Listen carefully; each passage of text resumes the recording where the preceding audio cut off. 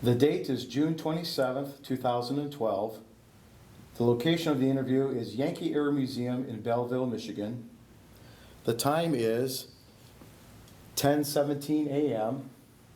The person being interviewed is Domonic Caporale. The interview will be conducted by Jonathan Drake and Jeff Hoffman. The interview is being conducted on behalf of the Oral History Project at Yankee Air Museum in Belleville, Michigan. Well, welcome, Dom. We're glad to have you here today.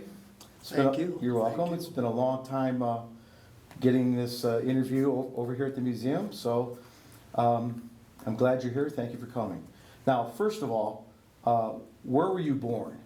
I was born in Italy, in a suburb of Longiano, and which is located in the same latitude as Rome, on the Adriatic side. Okay. And family came over when I was 2.5 years old, but we left my brother there, and who stayed there the rest of his life, practically. And we were separated even during the war, where we were concerned about each other, I guess. And that's it. So now he was quite a bit older than you? He was the oldest, and he had married and stayed in Italy to settle the land, the estate, which wasn't too much, but stayed there the rest of his life. He'd raised a family there. Okay, so he's older than you. When were you born? What was the date? I was born in 1920, December the 16th. Okay, so that makes you how old? What's that? How old? That makes you how old now? I'll be 92 years old in December. Okay, 92, not short of 93, like you told me earlier. No, I'll be, no, 92. Okay, all right, so you're born in Italy, and you leave your older brother behind. Okay, so why did your dad come to Italy, come to the United States? It was a time when the Ford Motor Company was going full blast, and they were the price of the Ford was very cheap, and they needed a lot of workers, and that's the reason why my father came here and got the job with the Ford Motor Company. Okay, so like you said earlier, he came ahead of all of you, and then sent for you later? It was, we came over in 1923, I think it was, when I was about 2.5 years old. Okay. What were your parents' names? You've never told me what your parents' Name? Yeah, what the name of your dad and your mom. My father's name was Nicola, and my mother's name was Jovina, and my father had been really an adventurer. He had gone to Brazil and worked in the coffee fields. Then he went back to Italy and stayed there a while. And then he came to the United States and worked for the railroad. He helped build a railroad in the Northwest Territory, Montana or such.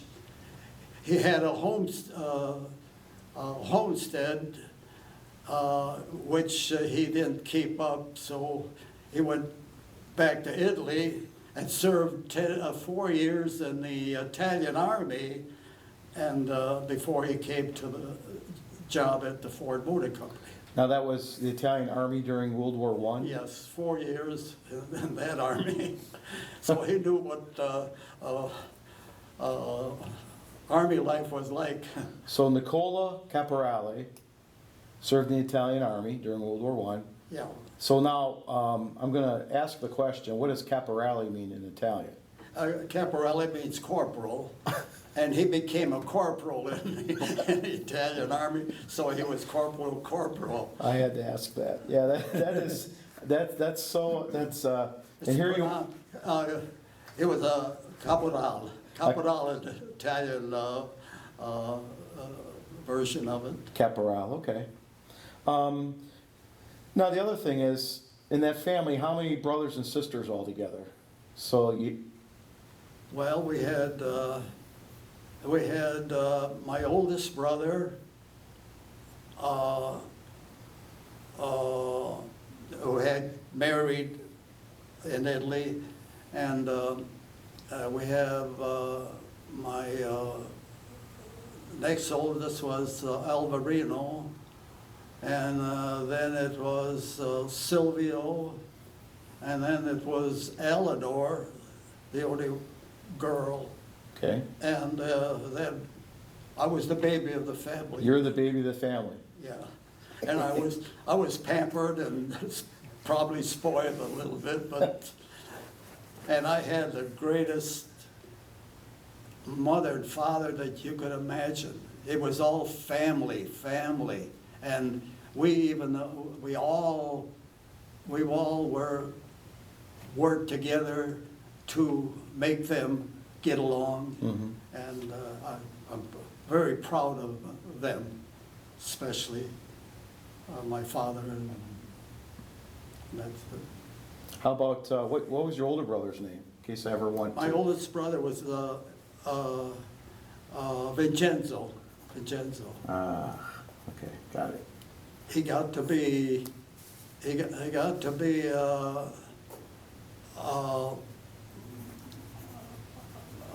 the olive oil business, and gradually, when we finally got to see him, my wife and I took a trip to Italy, and he had this thing going, in the oil business. He had his business on the ground level, and he had a great big house over it, and a far cry from where I was born. I was born in a little hut, practically. It was one room with a big fireplace and wooden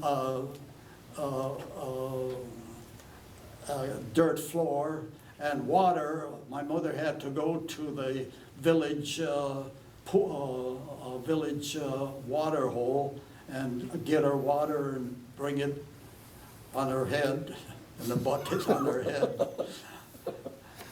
Well, that's an important part of the story, because then having come here at a very young age and then going to serve in the U.S. Navy, it just makes it all the more interesting. Now I want to ask you about growing up in Detroit before the war. Where in Detroit did you grow up? I grew up around on Alexandrian, which is close to Moran, Gratiot, and Elmwood, I think it was. And my father, after renting a place,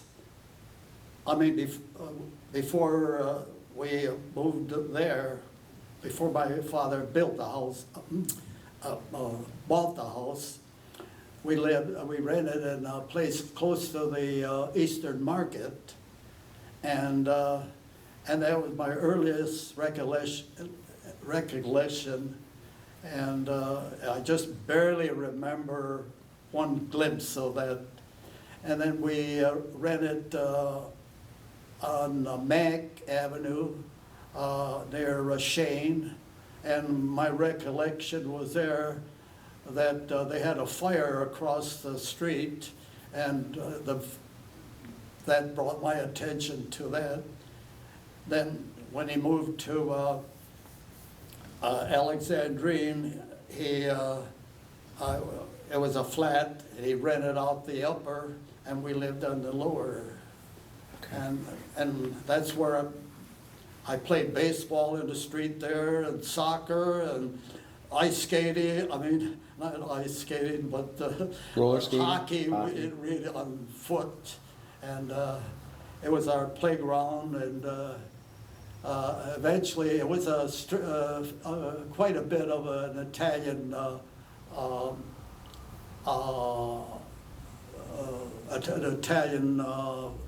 people there.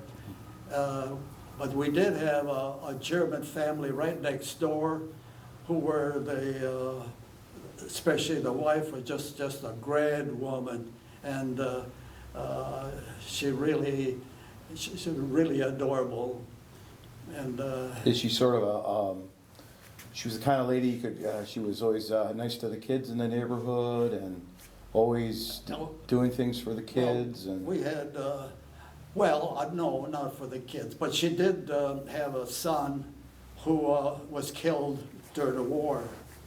He was younger than I was. He was about 3 or 4 years younger, and he was killed during the war.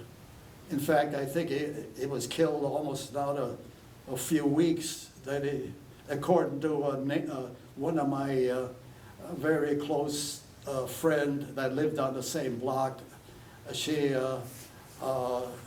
had got most of the news of what's happening with all the people that were leaving left for the service. Mm-hmm. And okay, so it's predominantly an Italian neighborhood? yes. Okay. So did you go to school with these same kids your whole life, from elementary school to high school? Well, we went to, with the help of my sister. My sister would take me. I had elementary school, kindergarten was across the street, across from Gratiot, and we had to cross Gratiot to get there. And after for the first grade, I think we moved back at Gratiot, and we went to the Williams School. And the first grade was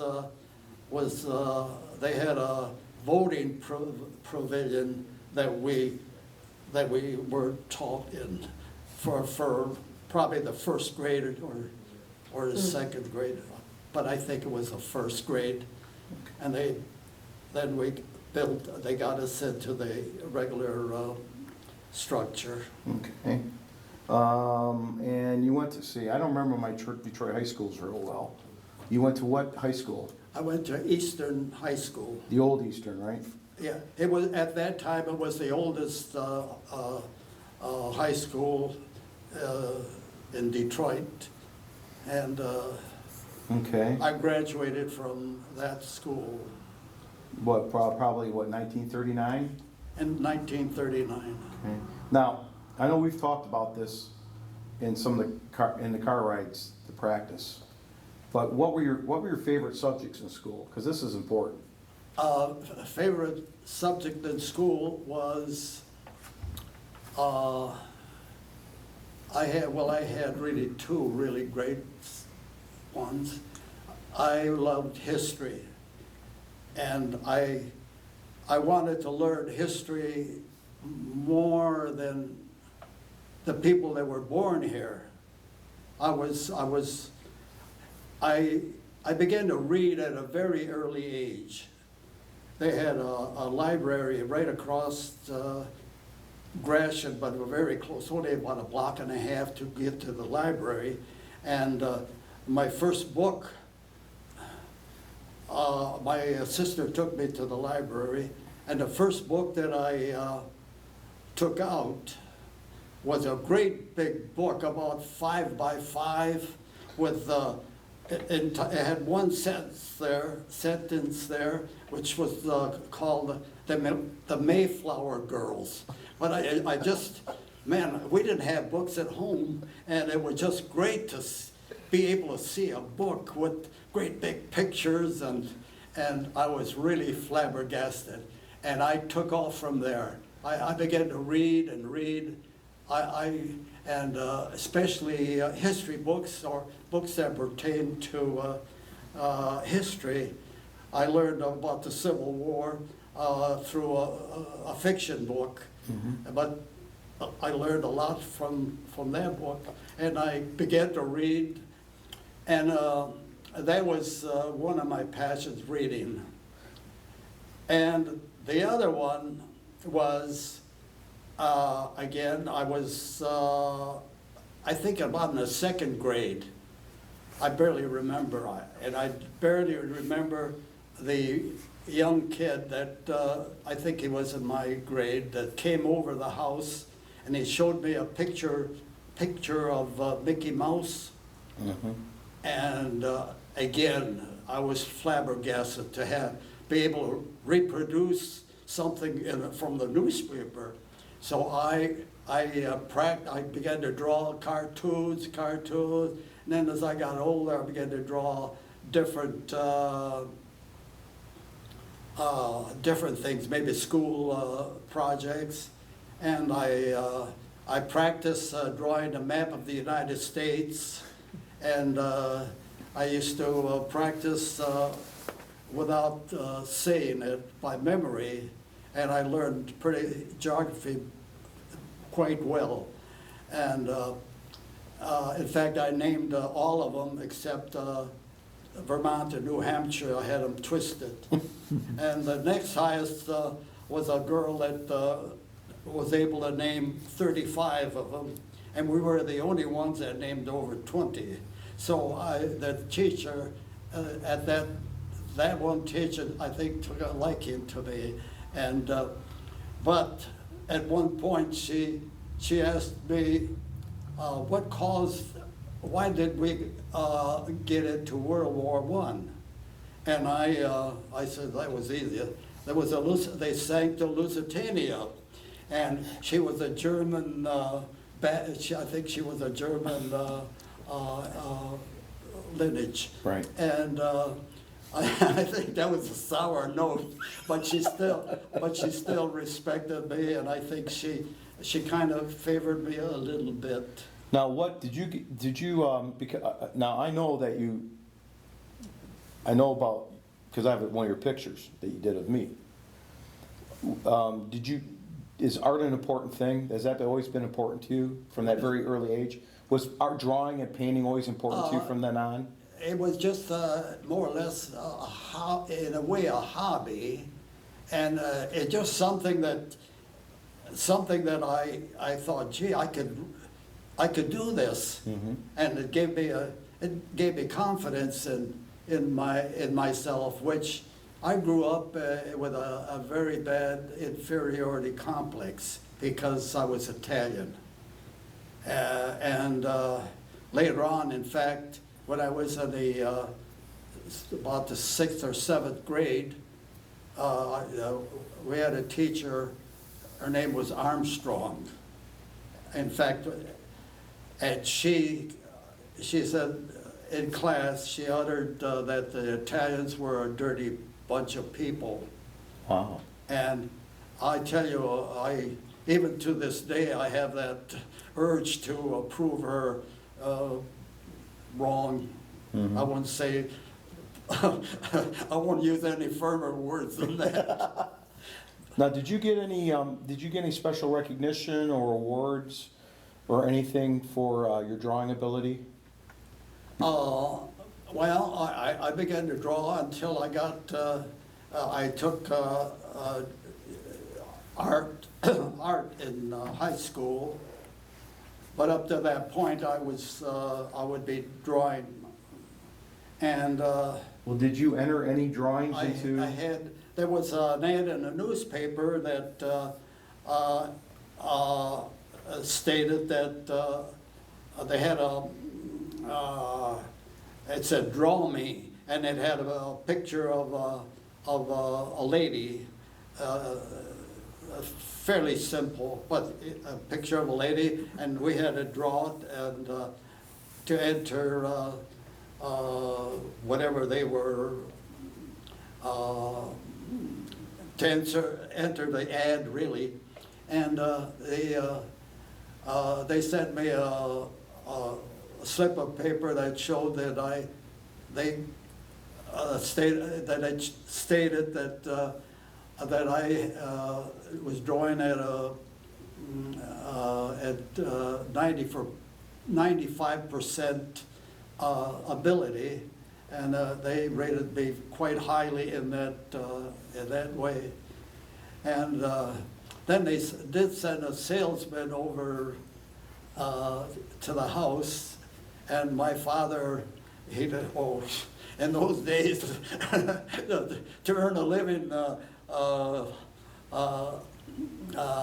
this is before I got the job, at Ford's there, to earn a living drawing. He says, to get away from a shovel and a pick, you have to go, you have to work. Very good. Okay, so I do want to ask you, so you graduated from high school, very good at drawing, and I know of your artistic talent, how important that is to you. But you had other things that you did for fun, right? For fun? Yeah, what is this Dynamos Club? Oh, well, I have to ask you about this. Yeah, we were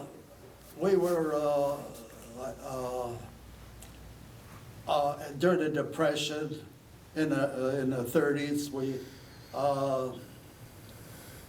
Our playground was our street where we lived. In fact, right by my house, and other houses so close there. We'd hang out and we'd play baseball and sports, or even sometimes go in an alley. We had an alley that was paved, and we set up a basketball hoop, and we'd play there. And we had, I don't know how many of the kids that were in our group. Sometimes they came and even left from the other streets. And we all grew up. Finally, as we got older, just before the war, we organized a club, and we all got ads to, and we gave a dance, and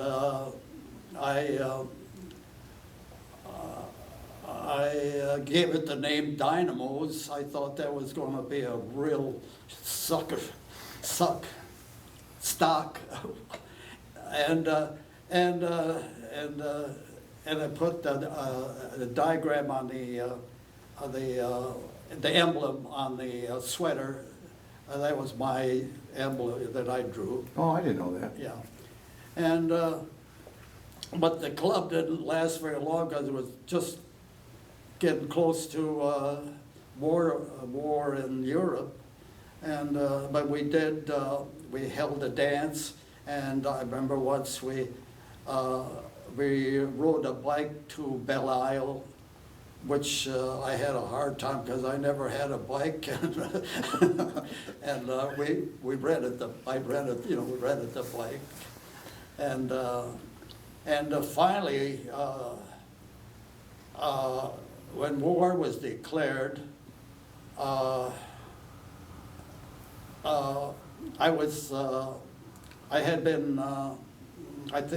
took my mother to the theater, and we saw a movie there.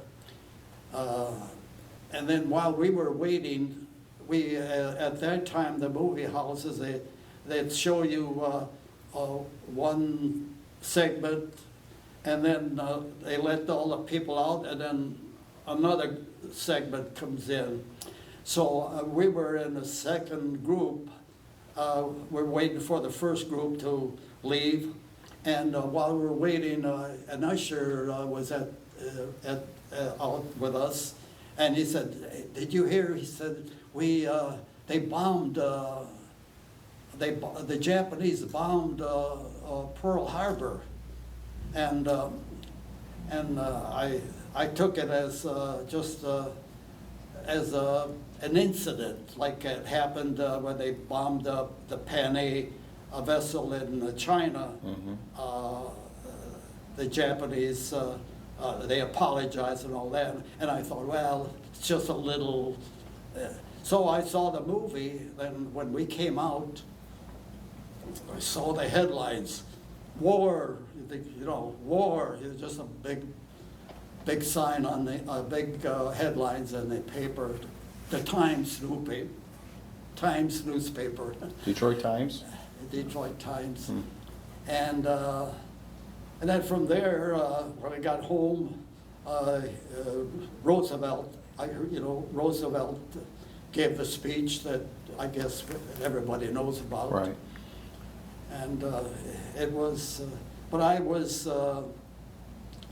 previous to that, my history was knowing all about what's going worldwide in Europe, and how Germany was, all the dictators were taken over, and I thought, oh, well, I don't think we'll go because we're safe and we'll let,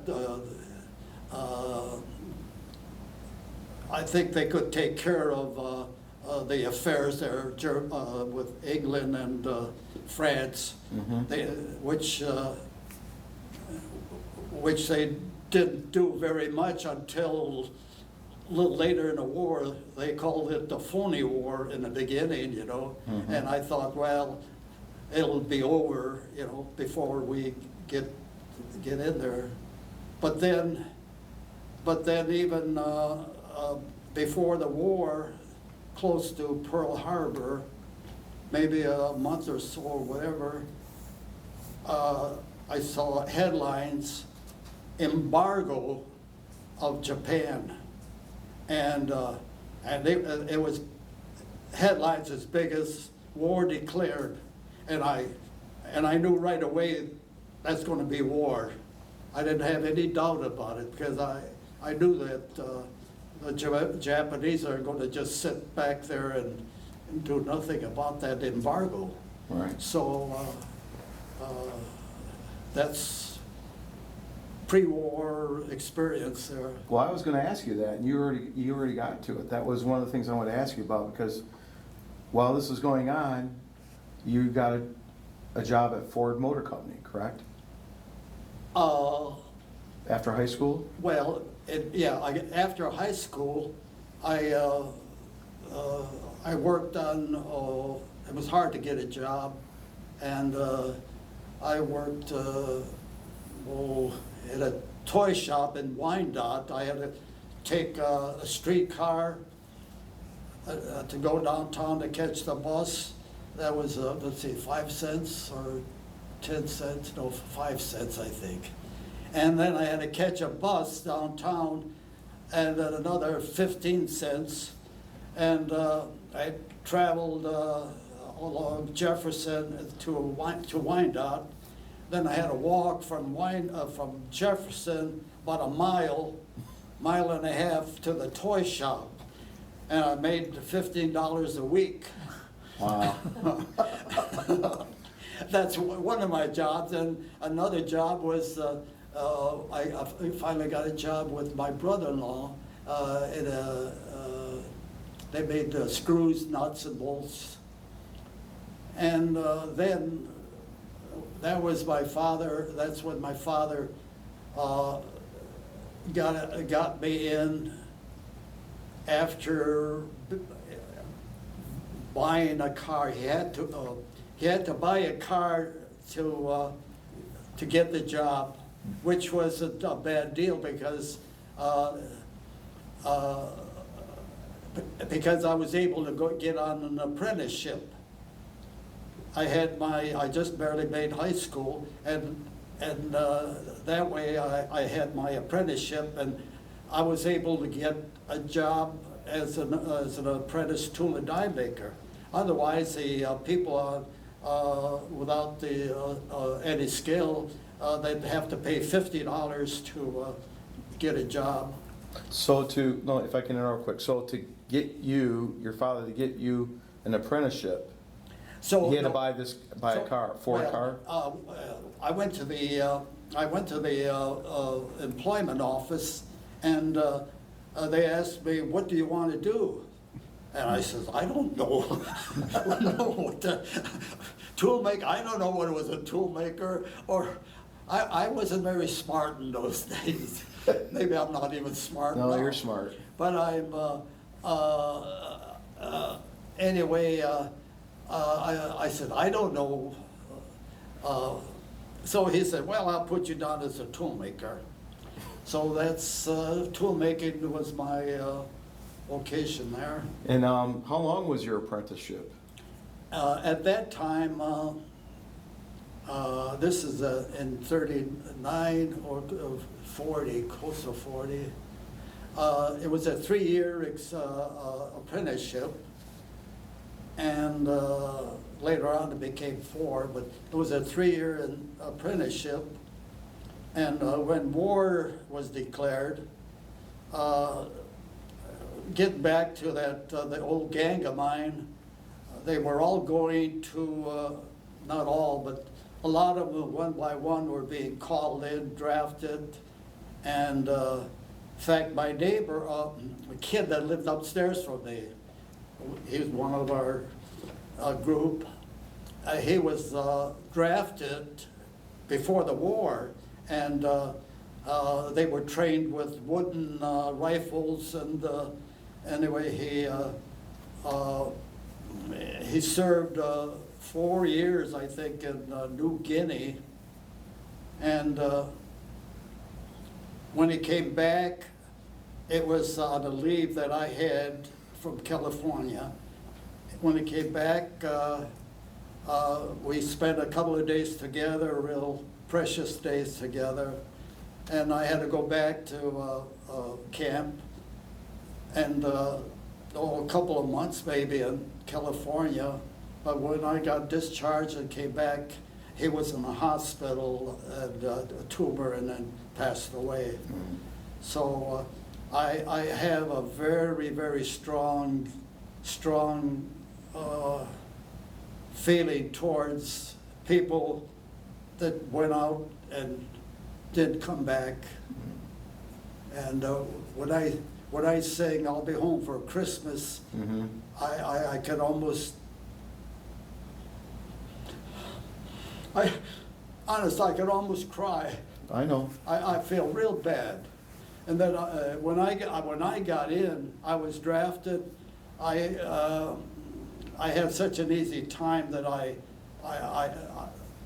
just didn't feel right. I wanted to get out there and get wounded even, but I had an easy time, fairly easy time. Well, but there was a reason why, right? That you were drafted, but you couldn't go right away. What was that reason? Well, the reason I was drafted, well, it was my turn to be, my number came up. Well, no, what I mean is, was your induction held up because you had to finish your apprenticeship? Yeah, I went to, I went for a physical, and they went through a physical, and then I got,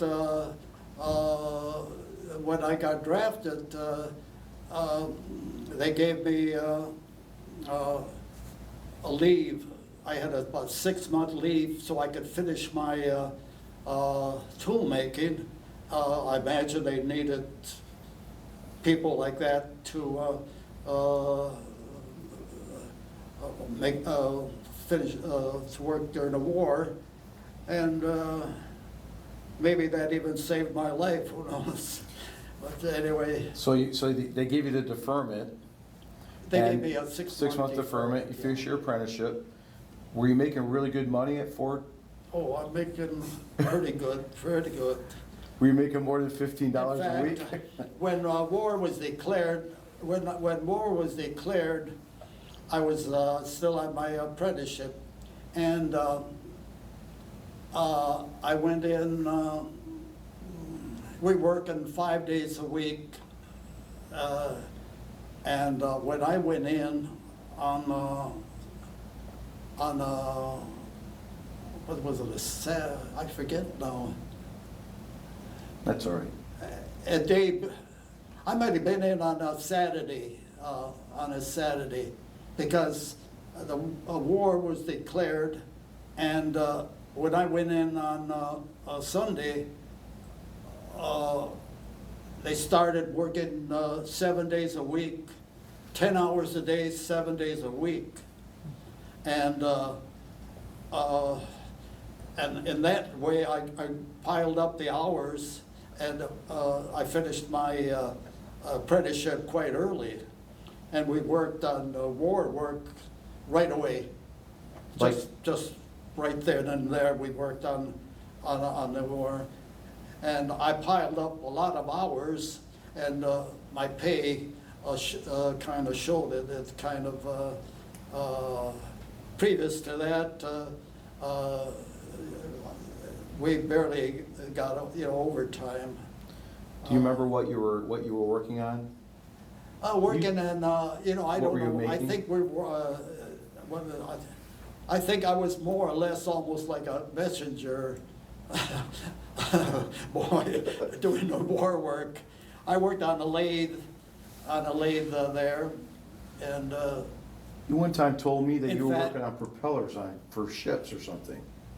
You guys were making propellers, is that true? no. Oh, okay. No, that was, I worked on the, later on, way after the war, I worked on the Henry Ford boat, the Great Lakes boat, and I worked on the bearings of the shafts, and, oh, no, wait a while, excuse me. During the Korean War, I worked on the front part of the jet Pratt Whitney engine. And I worked on that for, there was another fella and I worked the other shift. And we worked on that for, I would say maybe a couple of months. And I even earned a $25 suggestion to save a little time on the on that part. Yeah. Okay, It was so magnesium, and we had to keep water handy to because it was so inflammable. I didn't know that. Yeah. You never told me that before. That's interesting. Okay, so your deferment's up. You go to report for induction. They go into the service.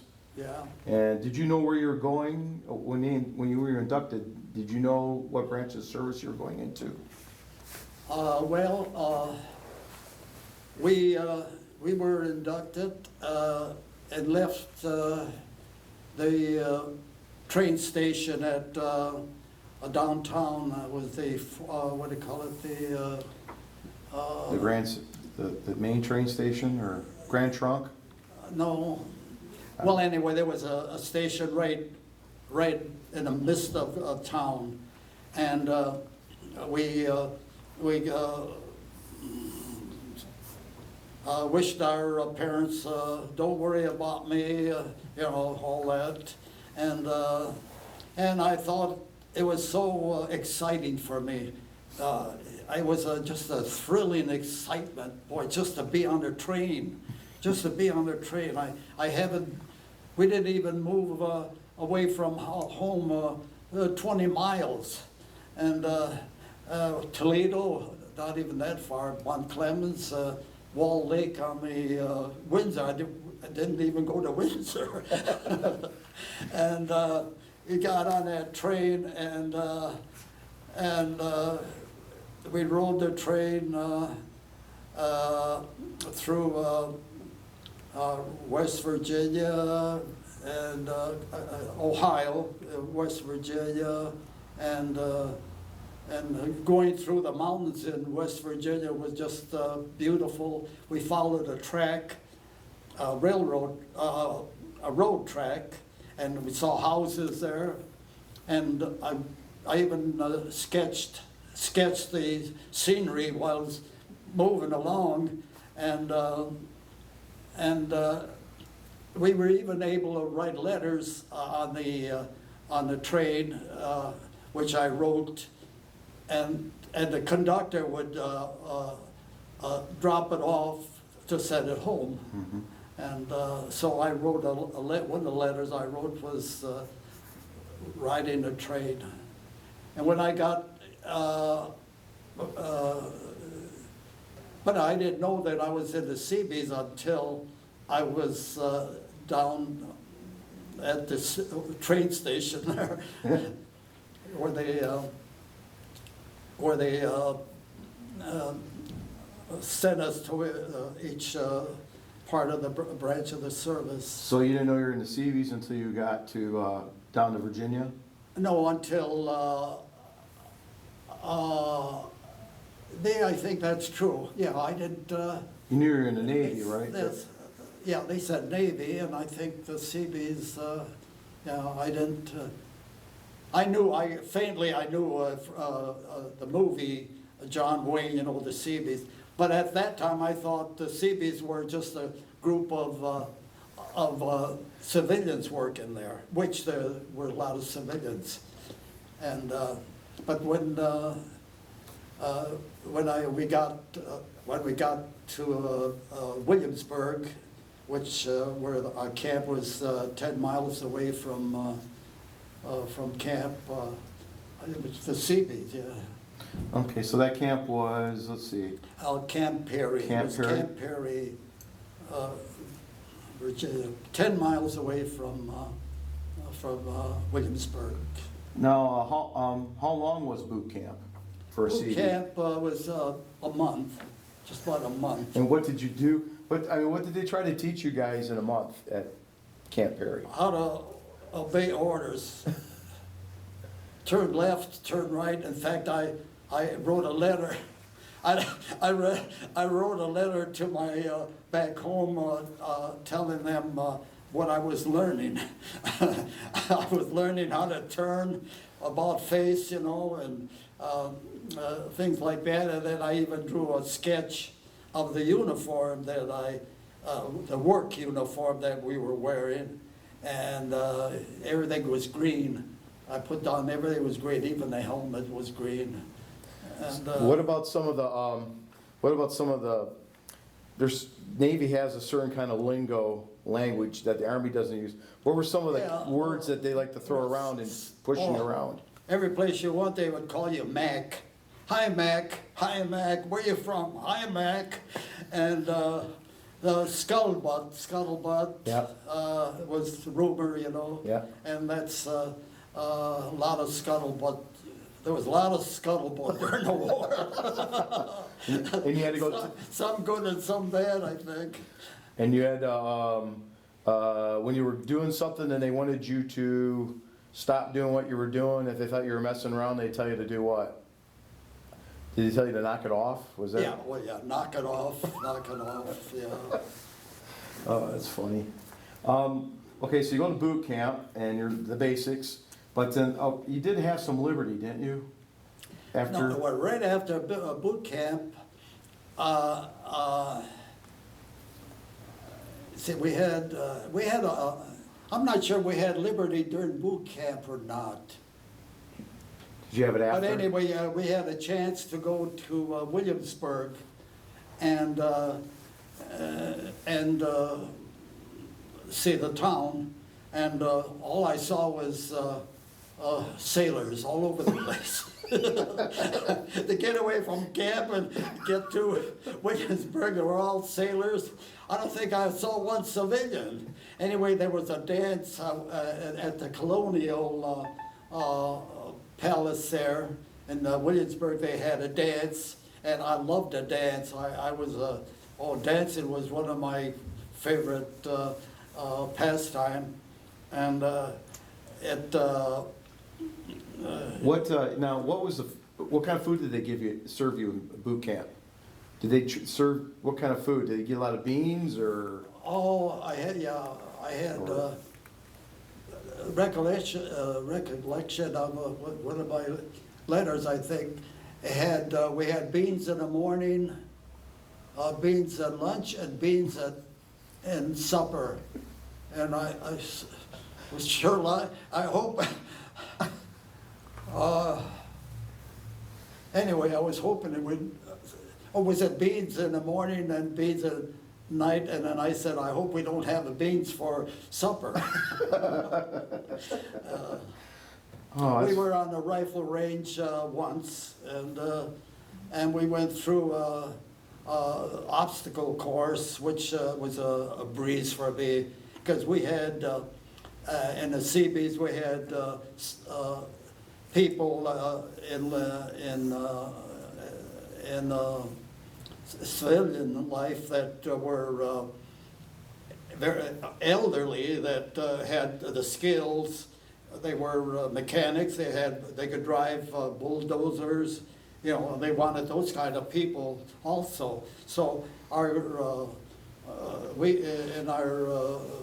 all through my tour there, we had people that were a little older than us. Mm-hmm. They were mostly the young ones. They were mostly young. Now, who were your drill instructors? Were they regular Navy, or were they Marine Corps? I think they were Navy, and they weren't anything like putting us through like Marine Corps. Just one incident I remember. One incident where one of the fellas was chewing gum, and what are you doing, chewing gum? Put that on your nose and run to that flagpole, way out in the out there. So we waited until he ran there and ran back, and then we continued our. And that was the extent at boot camp. All right. We went through a gas mask test. Another thing. What about throwing live grenades? Did you practice with grenades? Yeah, I think we did, but I don't quite remember. I think we did, yeah. So basically, they gave you enough combat training with a rifle. Just in case they overran the base. They overran the base. We're not going to go running back. We're going to stay there and fight them out. Yeah, that's do or die. It's interesting. Okay, so moving along, so you go to boot camp at Camp Perry, and then you got to go to advanced training, and you went to where? So advanced training, we went, we had a 30-day leave, I think it was, or a couple of weeks, I don't quite remember. Okay. Probably a week, to go back home. Okay. So when we came back, when we went, spent a week at home, then we came back to camp, and they put us in another camp near Williamsburg. Okay. Close by. And then from there, they shipped us out to Rhode Island. I think it was Camp Davis. Was it Camp Thomas? Camp Thomas, I think. Okay. Looking through our letters, and we had advanced training there. I forget. We were out on with rations, you know. Previously in boot camp, we had good meals, and we ate like kings. And when we got there, we had one experience where we went out in the landscape there and with rations and I think packs, and they marched us all. I don't know how long they marched us. They marched on and on and on, and it was an all-day affair. And we had guys like, especially there's one chief, and the older guys, and some of them were out of shape. And when we got back to camp, half of them had to go to sick bay. they got blisters or whatever. But myself, I was a pretty good athlete and played ball in the streets. I could run and jump, and so it didn't bother me. It was just a lark for me to do that. So that was more, so training there was more That's it. combat training, more serious? That's it. Okay. All right, so you're at Camp Thomas, Then and what happened, no, we spent probably a month there, or Okay. a couple of weeks. I don't remember. okay, I don't remember time. right, But then from there, we went to Norfolk, where we embarked for the go overseas. now, did you guys know, first of all, were you now, once you get to Camp Thomas in Rhode Island, were you guys now Combat Battalion Maintenance Unit 513? Had you already been organized as a unit? I don't Or were you- remember then, we were organized as a unit then. But when we finally got to,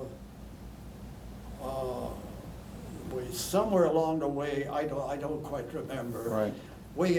I think we, at one point, we were, there was another battalion that merged with us. And maybe that was when we were overseas, though, I think. Okay, I Yeah. think, yeah. But anyway, we embarked from Norfolk and on a troop ship that I think it was a luxury cruise ship that they crammed up and scuttlebutt again. And I believe it was true. It held about 6,000 soldiers, and that was an experience. We were in the very bottom of the ship. You could see the keel there, and there was a rumor once that they sighted a submarine, but I don't know. You never know what these sailors come up with, and the eating was awful. I think I remember getting in line and spending practically the whole day in line to get a meal. And, well, to get each meal, maybe a couple of hours, you know. And I forget the meals that we got, but I do remember it was a bologna sandwich. And I got bologna sandwiches until I wish I'd never seen another bologna in my life.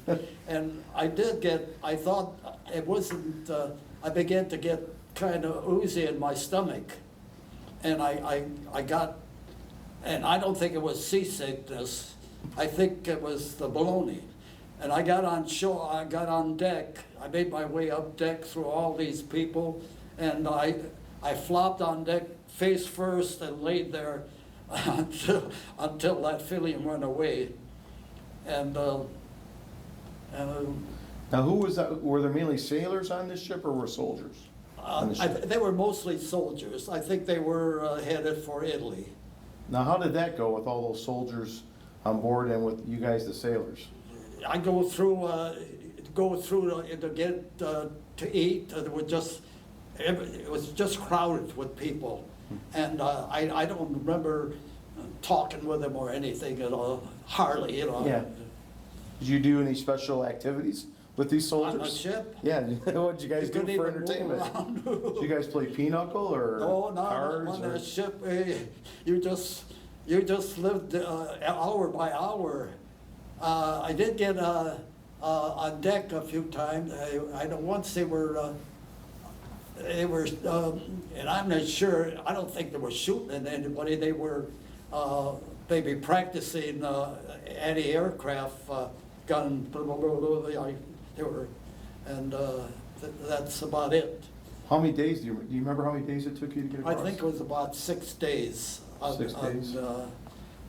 6 days, and finally, when we were headed for shore, we were heading for Casablanca, and my vivid memory of that was that I saw just a line of white buildings there, just white, and the whole landscape was white, and after seeing a movie, Casablanca, it was kind of a thrill, you know. It's everything I was doing, it was, even though eating a bologna sandwich, it was a thrill to be involved in all this. It was an excitement. It wasn't, no fear at all, you know, like I might be sent where I would be killed, or in fact, I wanted to go somewhere where I would be shot at. Well, that's probably a normal feeling, isn't it? Maybe, but you know, really it stems from my my background of being an Italian. It stems from that. That I want to prove that I'm as good American as anybody else, if not better. Anyway, getting back to Casablanca, they put us in a great big structure, and I don't quite remember even if they had bunks or whatever they had there, but we were there, and it seemed like all day long, and then in the evening,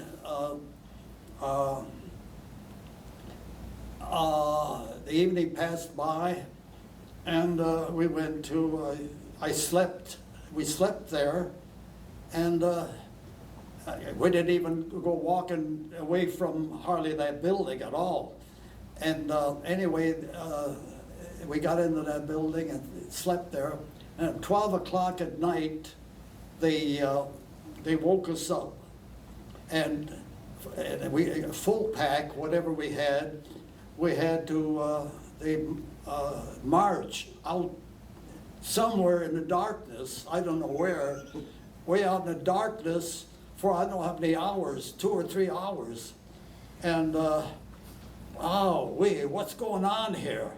So we got back to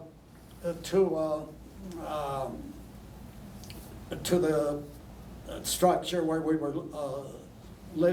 were sleeping, and about 7 o'clock or 6 o'clock in the morning, they marched us out again. The same place, only this time it was daylight, we know where we were going. And when we came back, you know, we're all complaining, what's going on? And here this is where the scuttlebutt was, came out, that we had Italian prisoners that were guarding us from the outside. They had a fence around the camp, and they had women, probably prostitutes, I think.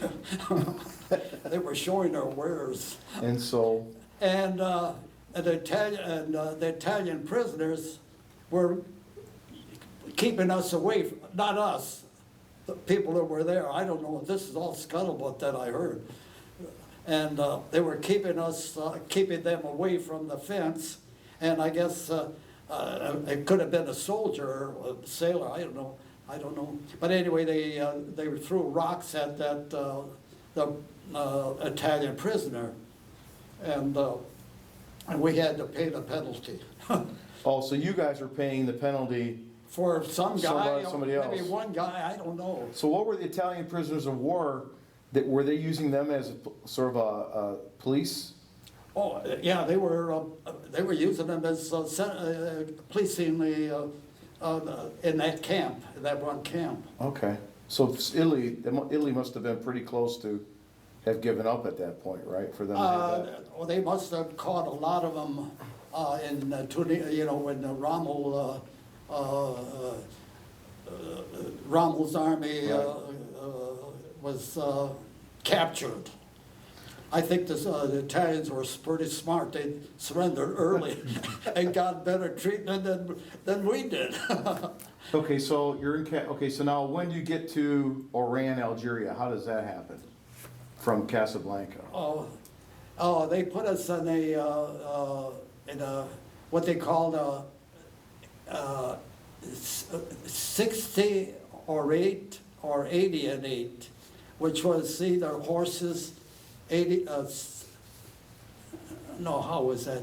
60 people and Okay. 8 horses, Okay. something like that.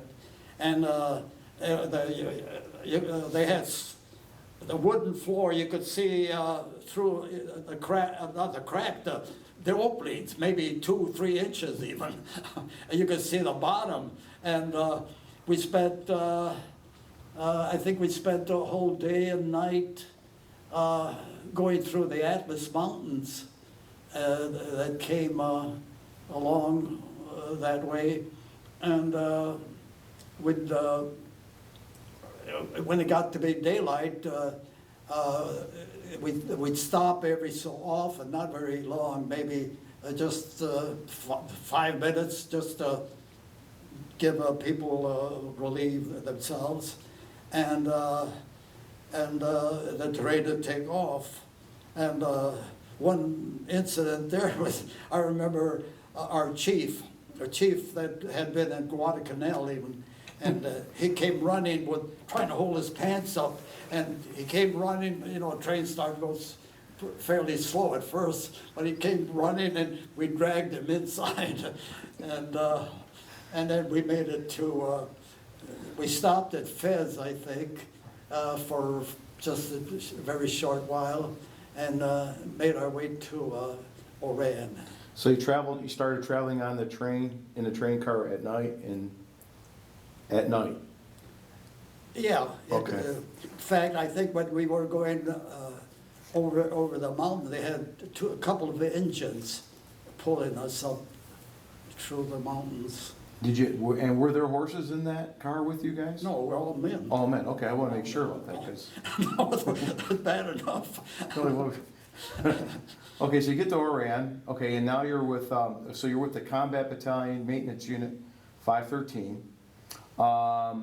Okay, so where do they have you guys, all you Seabees, encamped? Were you in town, or were you out in a separate base, or? We were close to about 5 minutes drive from I wouldn't say the middle of the town. There was a garage in the town, and we were about 5 minutes from that garage, which was somewhere in town there. Okay, And, so how did you get from, so you guys didn't walk into town 5 miles to do your job? What did you do? They'd have trucks that would drive us back and forth, you know. The garage was a meeting place. People that maybe had liberty, they'd have to go back to the truck. It was, when I say 5 miles, I would say, yeah, a good 5 miles. And what was the, you showed me pictures about the camp.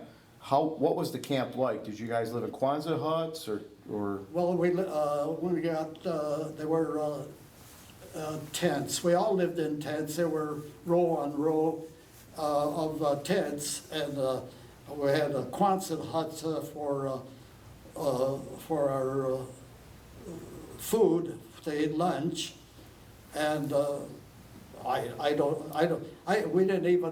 didn't even go around out of my close to my tent. They're all the same. I imagine they had the officers had a Quonset huts or offices, you know, Mm-hmm. and there must have been like very close by. We were very close to the sea. We were on a high plateau which surrounded the town, the city. And very close by, they must have had a French battery that they must have shoot. That was, well, reading, I have a book on the Ernie Pyle that went through the came with the invading troops when they invaded Africa, and they had to fight the French, and he described guns. He called them 73s. I'm not sure if that was whatever of the French. And every once in a while they would shoot them off, and the whole camp, it seemed like the whole camp would shake. Mm-hmm. So we were pretty close to that group of French people, French soldiers. French soldiers. Now, did the camp have fencing, barbed wire to keep? Yeah, they had barbed wire all around there, and they didn't have. We had to police the sentries for the camp. The Italians were doing just the cooking and whatever, the mess hall stuff, you know. So you guys did your own guard duty. You supplied your own security for the camp. Yeah. Did you have to worry about malaria in North Africa or? Not that I know of. We did get shots. It seems like everywhere we went, we got shots. That was just a normal thing to do or to have done, is have shots. Okay, so your typical day was you're in camp. Do you guys get up and do you muster in the morning? Do you have roll call? Well, we muster the people that aren't going out of town. I mean, out of the camp. Like ourselves, we have to go to camp, so we just go to the camp. And I don't remember. I remember we mustered a couple of times, though, but I don't know why. You were probably out of the camp more often than not, right? Yeah. Before that. Yeah. So okay, so they take you down to the garage. So what did your typical day as in this maintenance unit? What was your typical day? Well, we got to the garage and they handed people did certain work. Myself as a tool maker, they had one little lathe there, and they put someone else there, which was that was happy. That was the biggest break I think I ever had. So I was a mechanic, and I didn't know a carburetor from a wheel. But anyway, I learned awful fast, and I got to be real good at it. You had to be, they had a part in the Jeep there that I had to work my way with a wrench and get that one part to take the engine out. We used to take the engine out every so often. But mostly what we did is we worked on the motor, and most of it was carburetors. Because North Africa, you have a lot of sand floating around, and they'd had the carburetors. We just take the carburetors off and hand it to one guy in a little chubby hole there. That's all he did is work carburetors, which I'm glad I didn't have to do that. I want to get out. And another thing that happened a lot was brake jobs on the trucks. I forget how there was double wheel in the back. You had to double clutch them. And quite often the seal would break.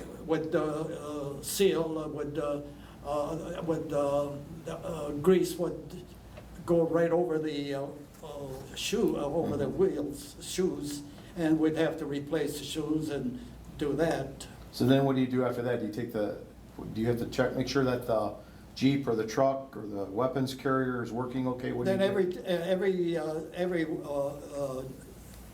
every vehicle that we worked on, we took it out for a road test. Maybe around the block, no, we took it out for a good road test. Sometimes we had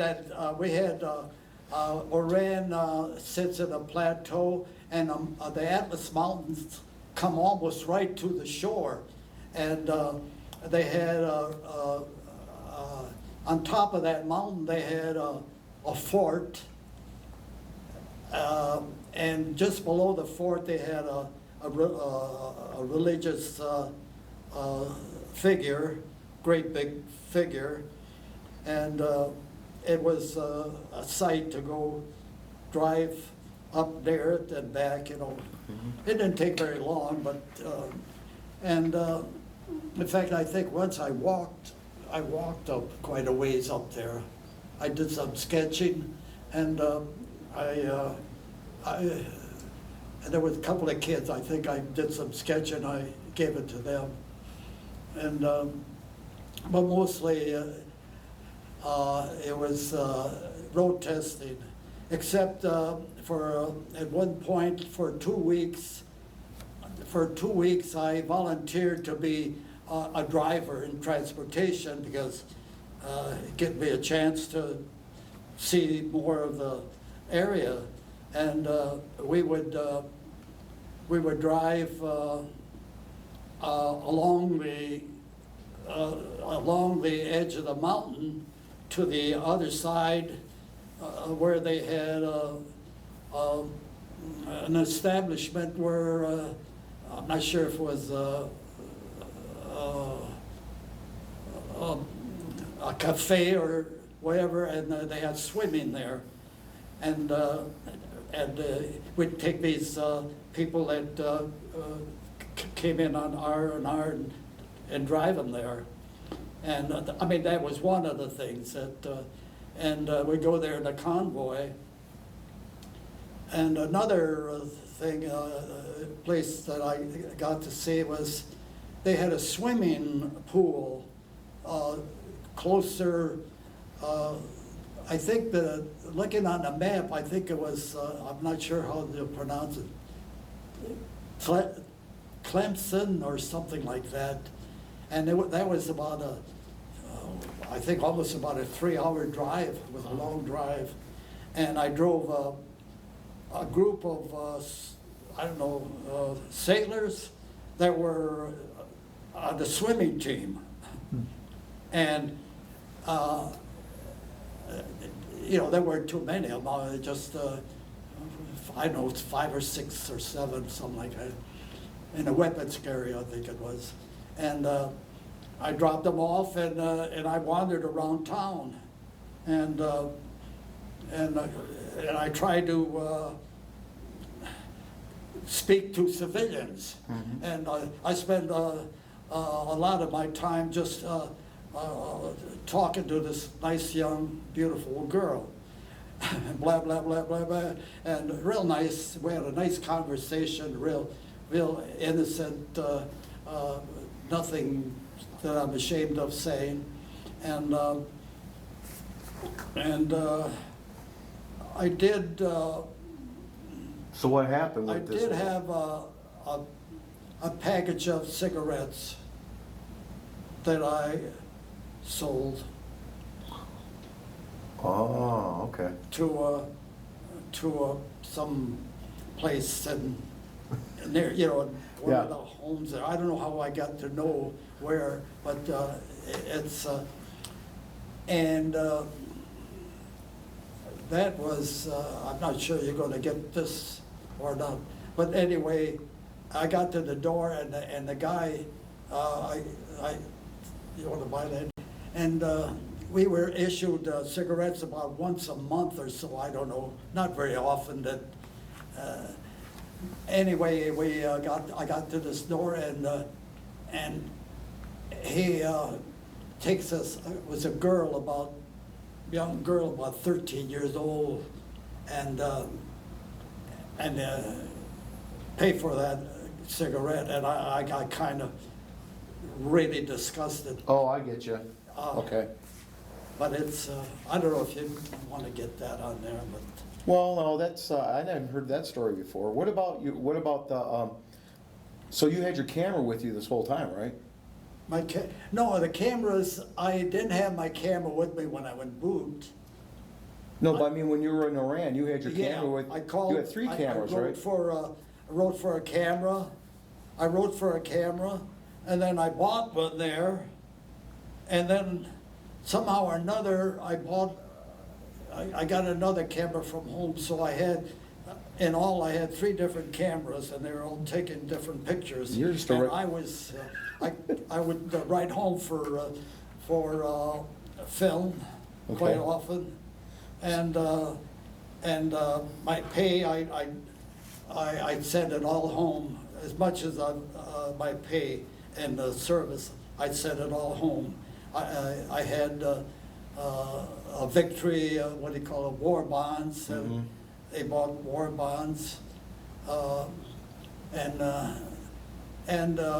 I had enough to buy souvenirs. I bought souvenirs for people back home, and So you took a lot, I mean, a lot of I pictures. took a lot of pictures. Um, I even took I was, one incident, I took a picture of, near the port.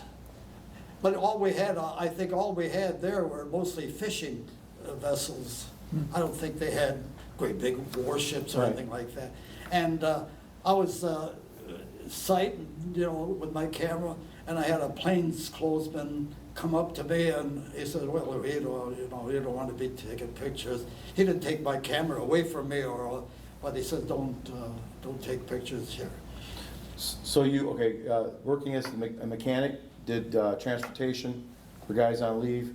What other did you have any other duties that they expected a CB to do, like at the camp itself? Do you ever on guard duty? In camp, we take turns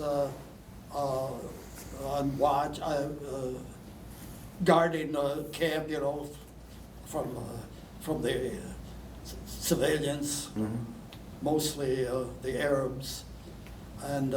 What'd you do when you were, so like, did you always get stationed right there at the base, or they would put you on guard duty, or would they put you out, like No. in the boonies No. for no, guard duty? No, all around the camp. In the camp, Okay, they didn't have to go out, okay. yeah. Did you In ever- the camp, we had to watch, just for that, which was, we had to watch the diesel, that was powering the camp. We had to watch that. Was And that was just, go and look at that's nothing to it. So it was real simple. Was that pretty boring duty, to be on guard duty? What's Was that? it boring? I mean, was it kind of like you had to keep yourself occupied? In a way, yeah, I mean, it was, that was boring. But even that, I got the chance at night, I had the night shift. It was 2 weeks, I had a night shift, and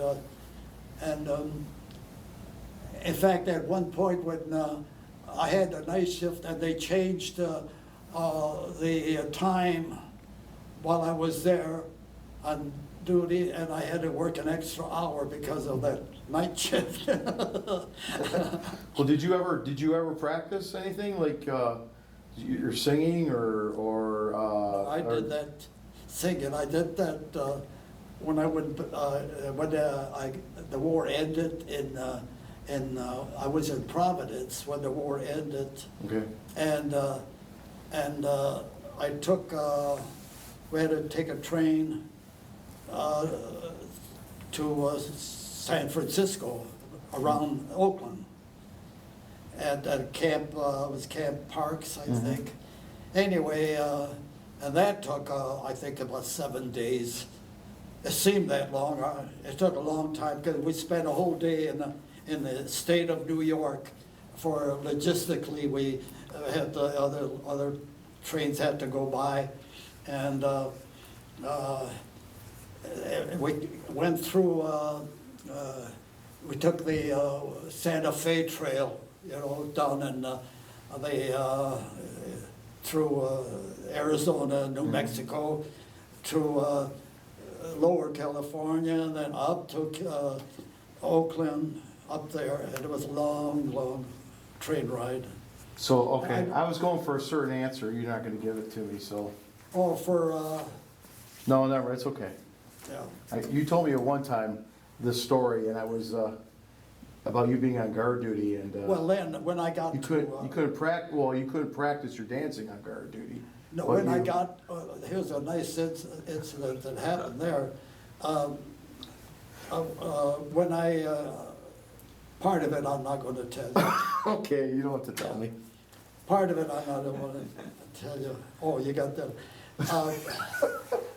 It was that incident where we had two camps together. You had that off. And there were two camps together. You have that off? Oh, we can take anything out you want. Yeah. I won't put it in. I won't put it in. You won't put it in. I'm trying about the time you were on guard duty, and you told me, I was on guard duty.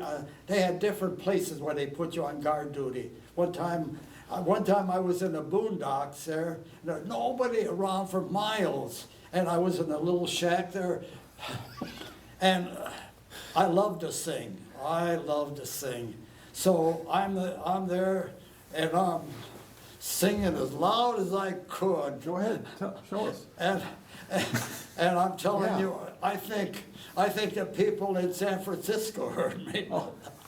But I was way out there, and I just, because usually my singing was all crooning, you know, and I thought I was a good crooner. yeah, A give us the girl when I was young, I dated, and then she told me, this other guy that she dated, that I was a very good singer. But what did she know? But anyway, that made me want to sing out loud and sing. There you go. Well, we digressed a little bit, but that's okay, because I wanted to tell that story. That incident about the guard, you don't want to hear. No, we were not. Yeah, you don't want to hear that. No, I promised you I wouldn't ask you that question. And another incident in California before, this is all, the war was all over now, and from when I was in Providence. But in California, the last few weeks, 2 or 3 weeks, I don't know, you left Camp Parks, and they attached me to a PT tender ship that was docked, and I spent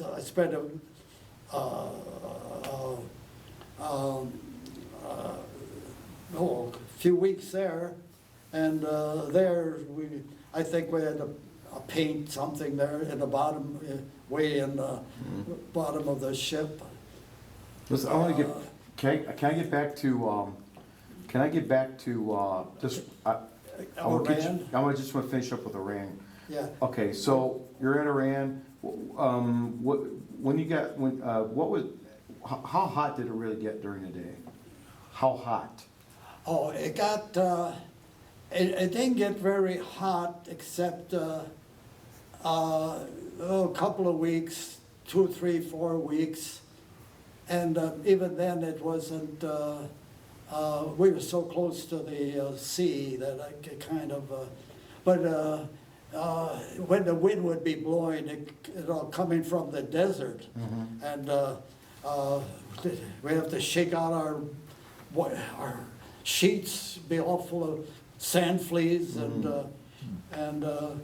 but at night we had a group, 4 of us in a tent, and we were like family. In fact, later on when we got out, we stayed like family. We saw each other, we wrote to each other, and recently There are only two of us are left. Now, who were those tent mates? They were, we had the older fella, he was married, and he was in the furnace repair, dealing with furnace. And even though it was hot in daytime, it got cold at night. And anyway, he got a hold of a furnace, a little stove, and he worked that.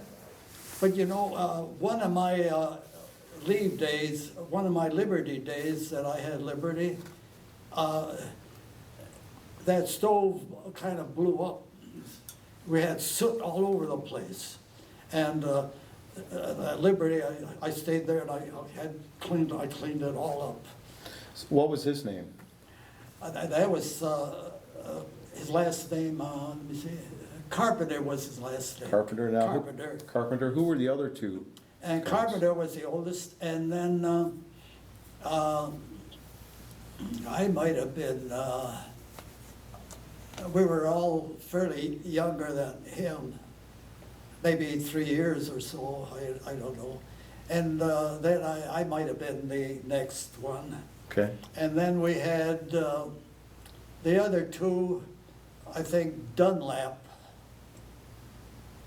He was a yeoman during the time in Africa. And he's from Rhode Island. Okay. And he was close to the camps. And he was, I think, about a year old, younger than me. And then we had Cessna. He was a farm boy. And you know how you make fun of people, and we make fun of him, you know, from the farm, you know, and all that business. And but we were all real close friends. And in fact, we had kind of a place in our tent where even people from the other tents come over. We played pinochle a lot, and pinochle, and one of them was Jewish, and he was a mailman, and we played chess. I love to play. I played chess since I was a young kid, and he was one of the guys that came in and mingled with us, and another fellow from California would come in, and I forgot his name now. That's all right. But anyway, he'd come in. He was raised in around Hollywood there, and he was also Jewish, but real a comedian. He was a comedian, and so we had the time went by pretty good. A good group of guys. We had a chaplain. Our chaplain there. I wasn't going to the sessions, and he called me. He spoke with me, and I spent a couple of sessions with him during the war. And the others were. A few of them were. I think once we played baseball even, and we had a few others that I was familiar with, but not a whole bunch of them because I didn't know the extent of our camp. I didn't go walking back there to see what was what. Now you okay, I'm gonna kind of tie up this time in Iran with your maintenance unit. Did now you did, guys, when you got Liberty? Well, you played pinochle and you guys swam a little bit when you could to keep fit and play baseball, right? Yeah. Did you have movies on the base? Oh, we had Liberty. We had movies on base. which you didn't have to have Liberty, Right. you know, you were not working. Now, at Liberty, I had one incident at Liberty. I had Liberty and I went to town. Even though I worked there, I still went to town. I didn't see much of town anyway, but I wanted to just be there and look around a little bit. Anyway, I walked, I met a girl, and just I had a little talking with her and whatever, spent a little time talking with her. And we had to be back in camp about 7 o'clock and catch our transportation back to camp. And we were walking back, and in Iran they had a fort, but the walls were about twice the length of this wall here. And we're walking, and it was daylight, still daylight, and someone threw a rock and a boulder about 10 inches in diameter, and it landed about 2 or 3 feet away from me, and that might have ended my career. I mean, that was really, and it might have been a French person who maybe went through the invasion of Iran, where the Americans were fighting the French people, French soldiers. I don't know, but I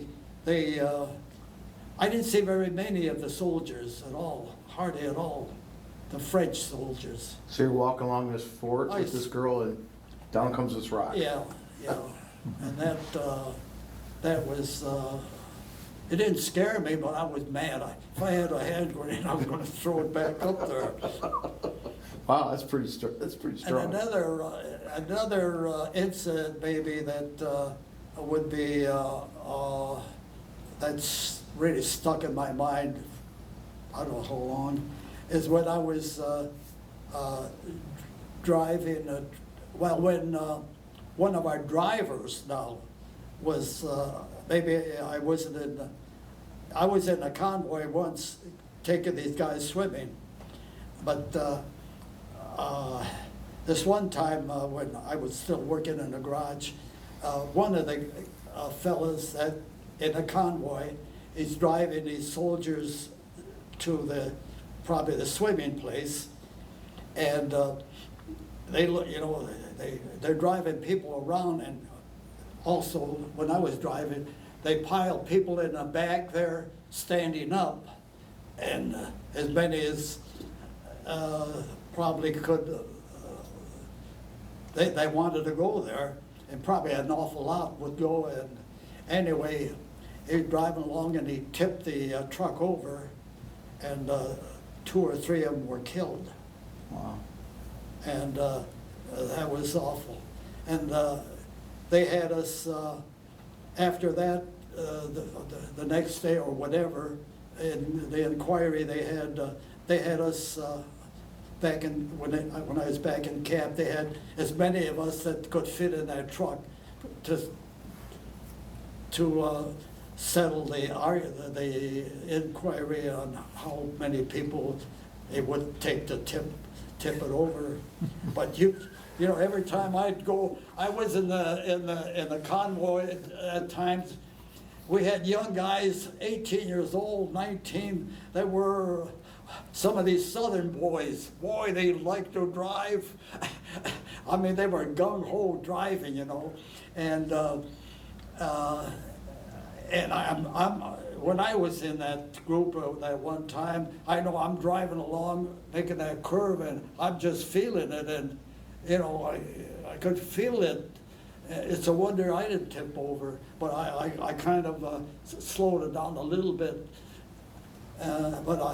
Anyway, that happened, and that was too bad, really bad. So you got taking these taking these other servicemen into town, and you go into Oran, and you do a lot, there's a lot of activities. But what about these Italian POWs? Did you have many encounters with them? There were all the Italians we had all the Italians doing the cooking and working in the mess hall. And I'm almost sure we had one, he must have been Italian, because they're not gonna hire a Frenchman and pay the guy, use the prisoners, you know. Mhm. And this one prisoner worked in the oil and service station, where they just check the oil and, you know, do that. And that was it. But I'd say we had about maybe 5 or 6 at least, I think about it.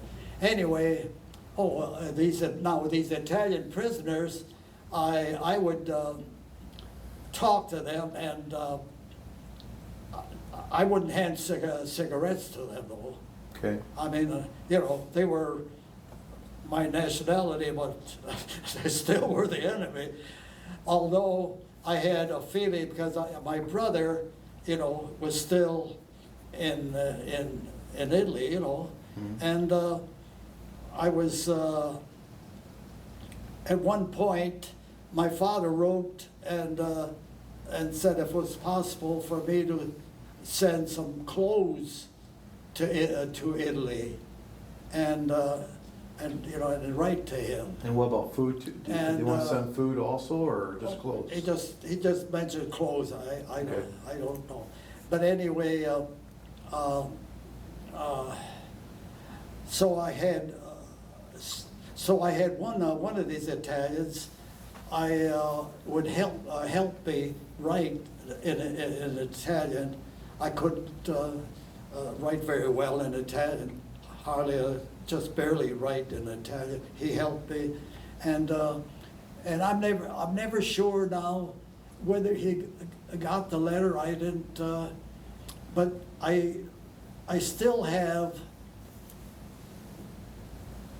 a niece in Italy today that is almost as old as I am, about a year's difference. And I've been wanting to call her, and again, I can't hardly speak over the phone anymore, and find out if any of this did get to my brother. She might remember whatever, you know, when he was there, he was on the Adriatic side, and they had the Germans take over his house, and he was feared that his daughters were, some of them were drunk, and they might have been raped or anything. And then when they pushed the Germans out, there was the Canadians on the 8th Army that came up on that side, and they took over his place also. But they were real kind. They gave out their rations. At Christmas time, they gave out their rations. But I still have an awful lot of people there, relatives in Italy. That's a pretty interesting story, that you have family still, that you had family in Italy at the time that we were. They're well-to-do. Yeah, with the oil. They're in the business, olive oil. Some of them, I think one of them is a grain feeder, deals in grain. Right. And whatever.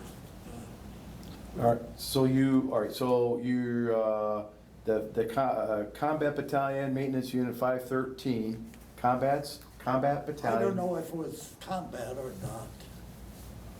I'm sorry, we're gonna have to edit this out. Construction battalion. maintenance- construction right. battalion. not Right, combat. right. Construction battalion, unit, maintenance unit 513. You've been over there 16 months, and they decide they're gonna send you guys home, right? Yeah, Okay, so getting home from Oran with the Seabees, you guys get on a boat, and take me from there, getting on the boat When we and get getting on, home. when we got on a ship, we had to go to Italy to pick up the soldiers, some soldiers, a Okay. group of soldiers. And anyway, we got on, we had to go to the Straits. No, we were, not the, we had to go on the Straits when we came back the other way. But we had to pick up the soldiers, and we docked at Naples. And I remember my father wrote a letter that we were going to Italy, and he said, "How come you didn't go see your brother during the war?" The war was going on in Japan yet, you know. And anyway, that from there it took about 10 days. 10 days from Italy to go through to Norfolk again. Okay, And when we got to Norfolk, I thought, you know, we spent all that time in out in the desert there. Everything was desert-like. You don't see green trees. And Norfolk, I landed, and wow, look at the green trees here. It was just in another world, just another world. It was just beautiful. Trees are so beautiful. so you go for, and then from Norfolk, where did you end up? I mean, first of all, was the war over with by the time you got to Norfolk? And was the war over with also in Japan? The war was still going on, Oh, okay, so we had to go up to Providence again, or Okay. Camp Endicott? Camp Thomas. There was 2 camps there, though. I'm not sure. My mailer was sent to Camp Thomas, but there was a Camp Endicott there, I think, Okay, also. yeah, I think that's what you told me And at then the I'm time. not sure, at one point, I think it was mostly Camp Parks, Camp Thomas. Okay, Could be wrong, okay. whatever. I think you told me Endicott. Well, from there, we went to, we took the train, you know, to California. And the war ended when I was in Providence. Okay, And went to town and, you know, whooped, you know, it was great, great.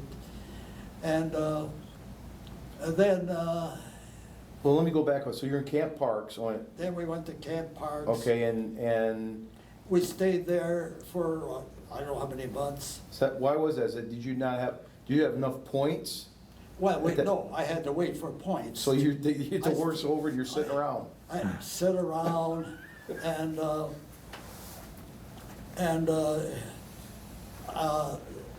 at Liberty, we had Liberty there, and I'd go to, a buddy of mine and I would go to, I think, San Jose, and they had, well, I think it was two different Liberties that we had, weekends, and once we went to a tomato cannery, Mhm. Del Monte, and we got money. We worked there for a little bit. They gave us earned some money, and while the Army, the Navy was still paying us. Isn't that wonderful? We got 2 jobs. And another day, Liberty Day, we went to Walnut, where they worked with walnuts, where they canned them or whatever they did with walnuts, packed them. I forget now. We had 2 days like that, and Did you see any special concerts? Because I know you're waiting around to be waiting discharged. around. I did the camp duty, and that's when I got one of the camp. One of my duties was that boondock thing. Yeah. And then, about the 2 camps, there were 2 camps that were next to each other, and one was a regular Navy and Seabee camp, and one of my guard duties, I didn't do guard duty often, but one of them was that I had to guard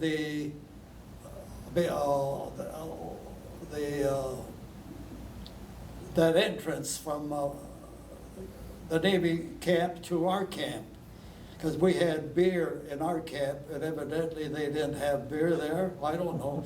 Anyway, the Seabees always had kind of a little luxury with them, and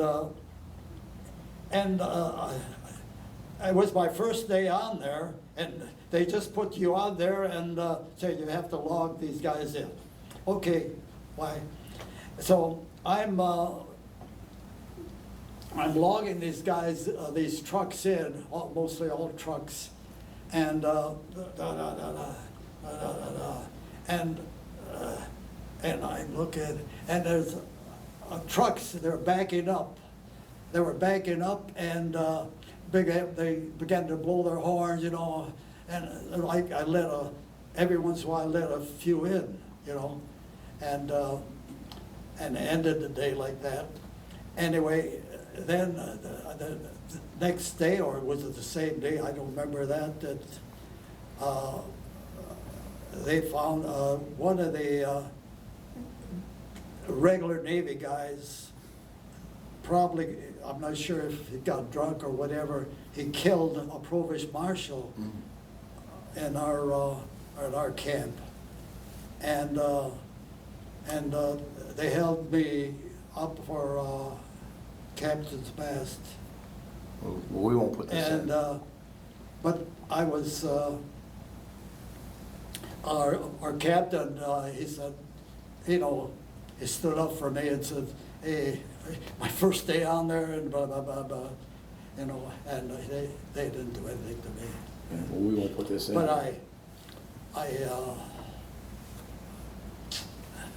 Well, you didn't. You know, your first day on the job, and you weren't yeah, trained to be I regular didn't- Navy. I had to keep these guys going. You know, the trucks. They had jobs to do. Maybe, I don't know. You know. So, 5 minutes. Okay. So, we're at Camp Parks, and you're attending. You're to a PT tender. You're attached to a PT boat tender, and then so. You know, we should just stop and put the new battery in because I got. Sorry. Okay. So we're at Camp Parks, and your duty is a PT boat tender, right? Right. Okay. And you're waiting for points. And then what? Anything else that you remember about being at Camp Parks, waiting to be discharged since the war's over? Did you get anything special? Activities that they rewarded you guys with for being there so long and waiting, or? All I remember, it was kind of boring. At that time, we had the World Series going on. Yeah. The Cubs and the Tigers. In fact, even overseas, they had St. Louis beat out the Tigers, and I remember on radio that somehow or another I got to learn that. But in getting out at the PT tender, on the camp before we got to the PT tender,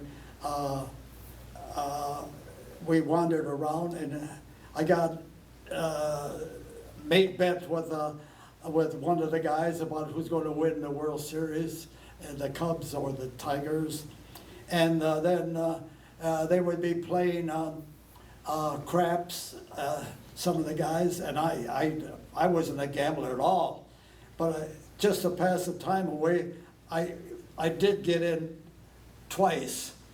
And the second time, maybe only once, I don't remember. But I got in there and I shot sevens. I hit sevens and 11s.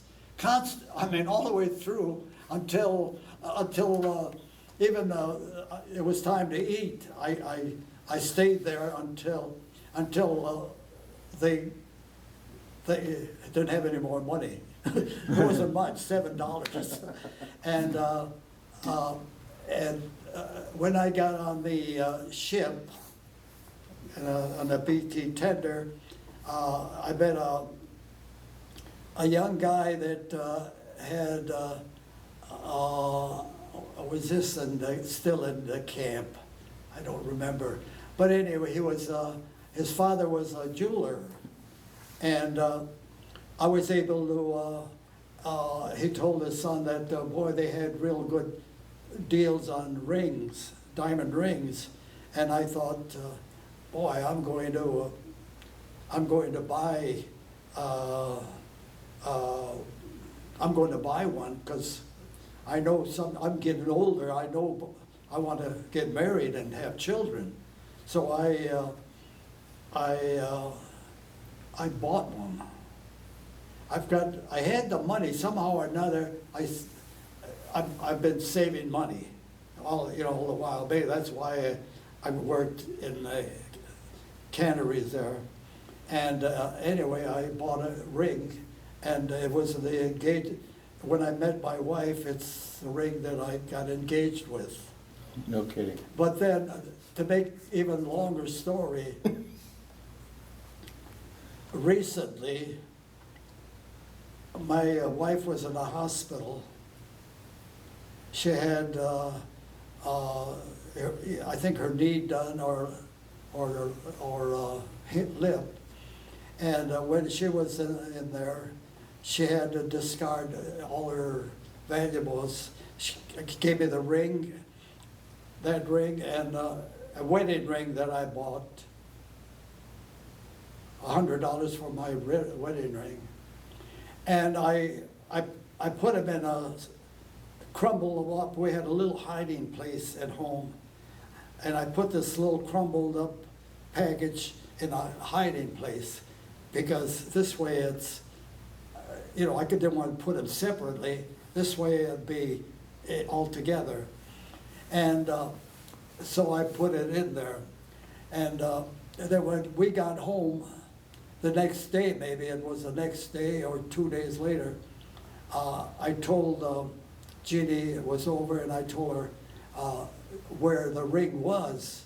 And, so if I'm not around, the only guy, she would know. So I took her to the place where it was, and I'm looking under there, and I found this crumbled piece of paper, and what's that doing there?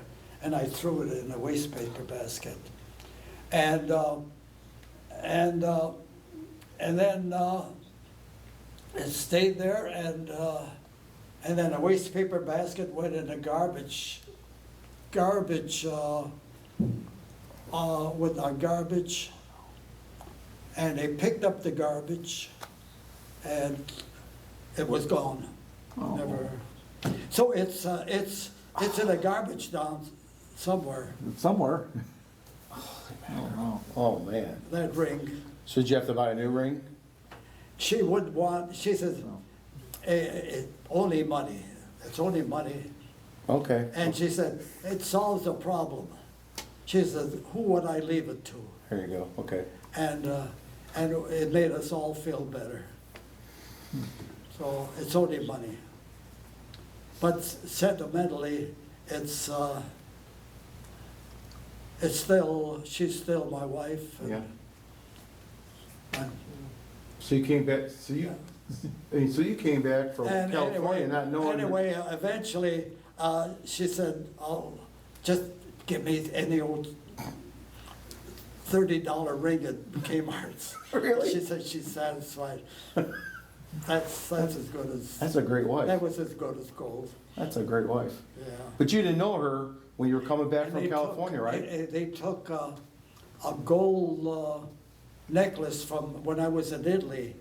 They treated me like a king. They were doing shining my shoes, and I was a king there. Where's this, where you were king? Where was this? This is after recently, Okay. you know, maybe 20 years ago, 10 years, 15 years ago, when I took a trip to Italy. But anyway, But, anyway, that ring has seen a lot of, seen a spot. I don't know, hopefully it's nice with a nice other ring that's, together. some other ring, you know, nice, a nice tall young guy Yeah. passed away or something, or lost the ring. So that ring has some miles on it. Has some mileage. It had mileage on it, yeah. It's 'cause you- 1947. I mean, 'cause I you, got married in 47. 47, okay, so so to bring your audience full circle to sort of where that ring ended up. Yeah, You get discharged, yeah. 1946, right? And you have a ring, and how did you get back to Detroit? Okay, there was a civilian, or civilians, I imagine, that were going places, and we were handed $100. I was handed $100 to go to go home. Right. And then the civilian, there was a couple of guys there, hey, we have a civilian here that'll take us to Chicago for a certain amount of money. And I think I put in $30 plus, there was a guy in front of four of us. I was in a back seat, crumbed up, be two heavy-set guys, and I was a little skinny guy, and a guy in front. And we came over in a snowstorm, and the guy didn't even have chains, and we came over there, and I just shut my eyes and didn't know where I was going. All I know is saw white all along the way. I woke up in the morning, and I'm going down the mountain, and I see this nice long road. As far as I could see, it was just a straight long road, you know, out of Sacramento, I think it might have been. And we rode, I don't know how many days, 3 days or so, and he drove until he got tired, and he let the other guy drive, and he said, don't drive more than, I don't know, 70 miles an hour. And the guy fell asleep, and this guy revs it up about 90, you know, going. And we're going way on and on and on and on. And we did, I think we stopped once. I don't know, once or twice, but I can remember once. They got out to eat, to grab something. My stomach was so upset, I just sat back there and relieved that I had a little elbow room, and I just sat there. I didn't even want to go out and eat. And then we traveled on, and I probably fell asleep again. I know I did. And I woke up, and here we're in Chicago. I didn't even hear us come in. I woke up in Chicago, and then I took a train from Chicago to Detroit, and fell asleep before we left the station. I didn't wake up there. We were right there in Detroit. Well, what a ride! Well, what a whole ride from the very beginning to coming home you know, Yeah, to it was, Detroit? it was, The whole, I would say almost in the prime of my life. You know, I'm going in, I'm 23, I think, 22 to 23, then I got to be 23. And I got out in 46, and I got married at 47. so you came home and did you start back up with Ford Motor Company again? Start working again with them? I took a little, a couple of weeks, I think it was, of pay, Mhm.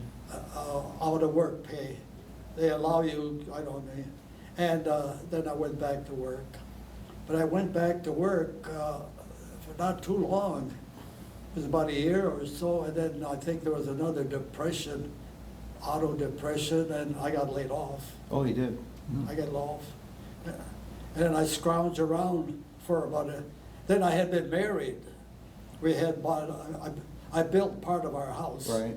And I had we had our house to pay off. And my wife went back to work. She got a job with Mercury and on Livernois there. And my little bit of pay that weekly weekly pay. She she worked Right. until I got called back. So you get back, you work at Ford, I worked at Ford's, got laid off. And what, I did, I think I need a little water now. okay, what, Just a clean cup? yeah. Is that thing still running my head? Well, okay, so, you get married in 1947, and what is your wife's name again? Elaine Miller, Her name was Elaine Miller, yeah. and now she's not Elaine Miller. I met her at the Greystone dancing, Of course. and I saw her face, and I thought, this is the woman that I want to marry, I want to live with. And you had the ring. And I had the ring. I proposed with the ring. That's it. That's the big story. I proposed with the ring. And she waited. She was flabbergasted, I guess. And she said, give me a week. Next week, I'll let you know. But she wouldn't give me her name. Her name. She gave me her name. She wouldn't give me her address or phone number. I had to look it up and convince her that she's going to be my wife. So you really didn't know her that long before you got married? No, we got Less than a year? about a month or so, month and a half, something like that. I don't know. And then how many, and I know I've been to your house And, that you guys built, and she And built we, a, we built the house, and we built the house. We started building the house in '47. yeah, Oh, we rented at my brother's house on Kendall in Dearborn, and then we began to look for a place to live, to rent, or to buy, and we thought. My brother-in-law was building his house, and I helped him, and I got an idea. Hey, this is simple, yeah. And I did the footing, I did right. some of the work. My wife even helped me put up the rock lath, and then we waited. Anyway, then our firstborn was in 1950, so we had a little bit of time to kind of settle in. And So how many kids did you have? We had Ken, my first one, Okay, and then 2 years later we had Susan. okay, I've met Susan. You met Susan. Well, I've met all your kids at concerts. And my second. And then we had, who's second? Who's third? I don't know. Gail? Gail was third. No, wait a minute. Doug. Oh, Douglas was third. Douglas was third, and he served in the Seabees for 4 years. Okay. He served he landed in Casablanca, the first tour in Casablanca, and we one of his liberties, we met at we went to Spain, and he met him in Spain, and we spent time with him in Spain. So it was grand. But he served 4 years as a CB there. And then Gail, she was the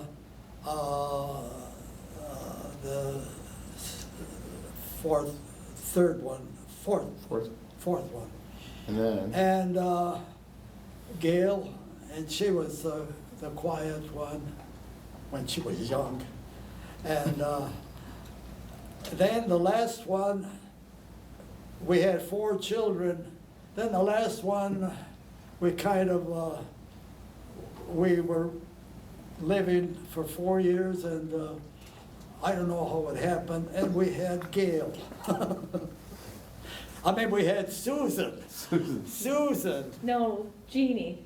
Oh, I'm sorry. We had Susan. I mean, we had Gail. We better edit this. Okay. Okay, so, before we leave here, Dom, you've given us quite a... Too much. No, it's quite of a, you know, an amazing story actually about, you know, all the things you've done and then being in the service and then and being in the Seabees, and it was a valuable contribution to the warfare effort. You were drafted, you went into the Seabees and you did your duty like you were supposed to, and then you came back and lived a normal life. So what are you doing now these days at your age? Right now, I'm at my age. It's hard to be too active, but I'm still my early training in drawing and painting and drawing mostly, and I do a lot of painting. I do mostly portraits of mostly of all my children, grandchildren, and even great children now. And that's one of my real, very nice hobby. And also I love to sing. I want to die singing a song. And I've sung with the Ford Chorus for about 40 some years, 43, who knows, 43 years. And we have different directors, and I admire every single one of them because I know it's such a job sometimes. And the latest one I think is John, who's helped me a lot and who's made me confident of my singing. He's taught me how to really sing, and I appreciate that so much. And it's my life now is so full that it's coming out of the basket. Is there anything else you want to say before we sign off here? No, I think that kind of fills the. I want to continue doing what I'm doing until I can't. Until they drag me out of it. We'll drag you out of the next concert, is what it sounds like. Yeah. Well, we thank you for sharing your story with us, and I knew it was going to be an interesting journey, almost a National Geographic type of experience from now your childhood and your youth through to this day. You're just you're my hero. So, I think the world of you. So I thank you again for doing this interview with us. And well, I thank you. Oh, you're welcome. I'll thank you very much. You're welcome.